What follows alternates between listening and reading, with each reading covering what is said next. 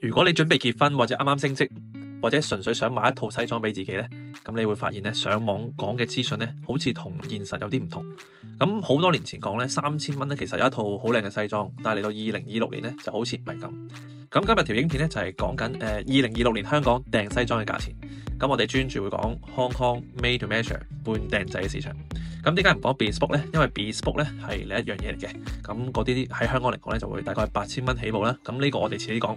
咁今日我哋想鎖定 MPM，因為咧呢個係90%香港男士咧，包括喺中環返工或者做新郎哥嘅你咧，最常接觸嘅類別嚟嘅。咁咧我就會將香港而家 MPM 嘅市場分為3個唔同價位：入門級啦、中階啊，同埋輕車級。我會逐一話俾你聽，你如果有咩 budget 咧，就喺2026年入邊可以買到啲乜嘢，或者買唔到啲乜嘢。到影片最後咧，我哋會提供我哋訂製西裝嘅價錢，清楚列晒到嘅。咁如果有興趣嘅朋友咧，就可以睇到最後，就睇到我哋西裝嘅價錢啦。講呢啲數字之前咧，我哋首先有個共識，咁乜嘢係 MPM 啦？簡單嚟講咧，MPM 就係一間鋪頭西裝鋪頭啦，就攞一個標準嘅樣衣，我哋叫做 house cut 啦，就俾你去試。咁根據你嘅3長袖長腰圍就去修改呢啲數據，然後按你嘅喜好揀翻適合嘅款式同埋你中意嘅布料，就會送去俾師傅去生產嘅。咁嚟到2026年啦，大家要有心理準備喎。咁西裝嘅價錢咧應該會漲大概10到15%嘅，原因有2個。第一咧，因為歐洲嘅布料加價啦，意大利同埋英國嘅布廠咧就運費同埋原材料都貴咗好多。咁第二咧就係內地工場嘅人工嘅成本多咗好多。咁其實香港大部分嘅鋪頭咧都係大陸就有廠或者做代工嘅，嗰邊咧人工咧呢幾年咧升得好快嘅。好，講我哋第一級就係入門級嘅，咁預算咧就係港幣3000蚊以下啦。咁2026年咧呢一個係一個門檻價嚟嘅。咁呢一類鋪頭咧通常會喺尖沙咀、旺角嘅樓上鋪。咁你可以買啲咩咧？就係通常布料咧就係國產做嘅，咁會係有 polyester 入邊啦。咁呢一類布嘅個好處就係好襟磨同埋唔易巢嘅，但係個透氣性同埋垂墜感會差啲，睇落去咧就好生硬，唔係好自然嘅。咁工藝上邊咧，絕大部分咧都係啲 fuse 嚟嘅，即係話西裝入邊咧用膠水、用高溫去壓出嚟嘅，就而唔係車線啊或者用機器縫出嚟嘅。咁着得耐咗咧，件衫咧就好容易起泡，就好核突㗎啦。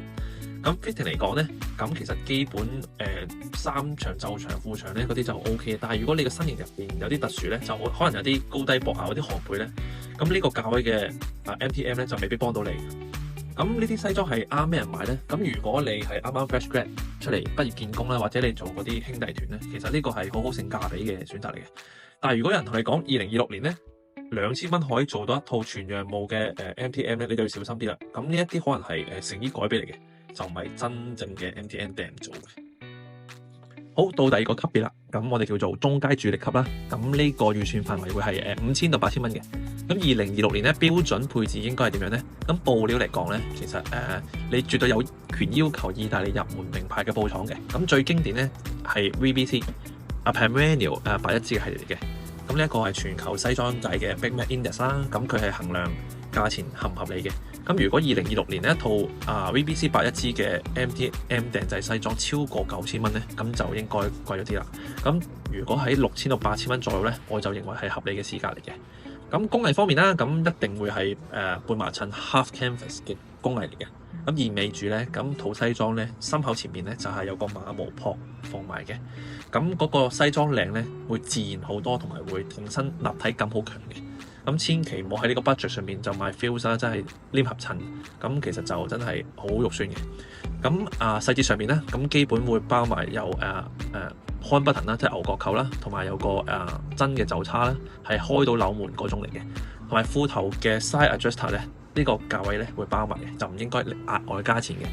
咁呢個價位咧嘅西裝店咧，通常會喺中環啦、銅鑼灣啦、尖沙咀嘅樓上鋪嚟嘅。咁量身師傅咧，通常會比較有經驗啲，咁佢哋會根據你嘅身形咧，會建議你適合啲乜結構或者乜款式嘅西裝啱你。即係有陣時啲新郎哥個膊頭或者比較瘦嘅，就會建議翻比較有輪廓啲嘅肩面啦，就令到你着出嚟會比較精神啲。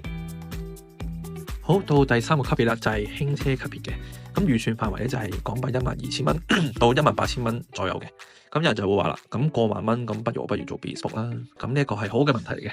但係咧，2026年入邊咧，真正嘅 Bespoke啦，全手做嘅西裝咧，咁其實起步價係2萬蚊以上嘅，所以12,000到18,000呢個區間嘅 MDM 咧，其實你買你認為呢間鋪頭嘅 house cut，你覺得靚同埋中意嗰間鋪頭嘅審美，你先會去買嘅。咁呢個價位其實係用一啲咩布料咧？大部分都會用一啲比較頂級嘅布料牌子啦，例如Loro Piana、Sella 或者英國嘅 Holland & Sherry 一啲高支數嘅布料嚟嘅。咁呢啲布料咧都會有好強嘅光澤感啦、手感啦。其實你一摸上手咧，你就知道同平時啲就好唔同噶啦。咁工藝上邊咧都係可以揀翻全麻襯啦，即係 full canvas。雖然佢係made to measure，但係其實有好多手工上面嘅嘢都可以做到嘅，即係譬如手工嘅米蘭眼啦，或者手工嘅鎖眼咧，佢哋都做到嘅。咁到最後啦，咁其實你買其實唔止係買呢件衫，其實你會係買呢間鋪頭嘅審美同埋佢之前過往嘅例子，你係認同佢哋處理西裝嘅方法嘅。咁講完3個唔同嘅 budget 價位啦，咁最後有幾個2026年最常見嘅隱藏收費，大家要留意翻嘅。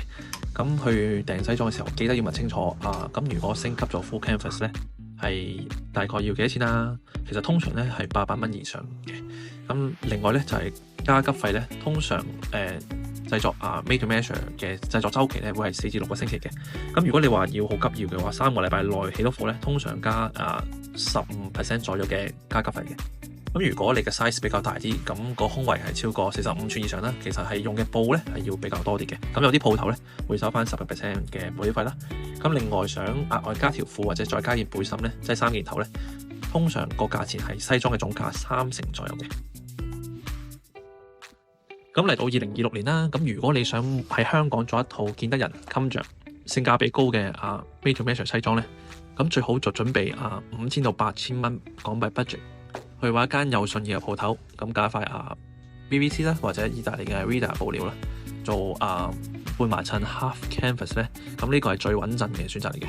咁就唔好一味追求平啦，因為都係1分錢1分貨嘅，亦都唔好一開始咧就衝去做 bespoke啊，除非你好清楚你自己要啲乜嘢啦。咁希望呢份2026年嘅價錢指南幫到大家啦。咁如果大家有啲乜嘢唔明嘅地方，可以隨時話俾我哋聽啦。Thank you。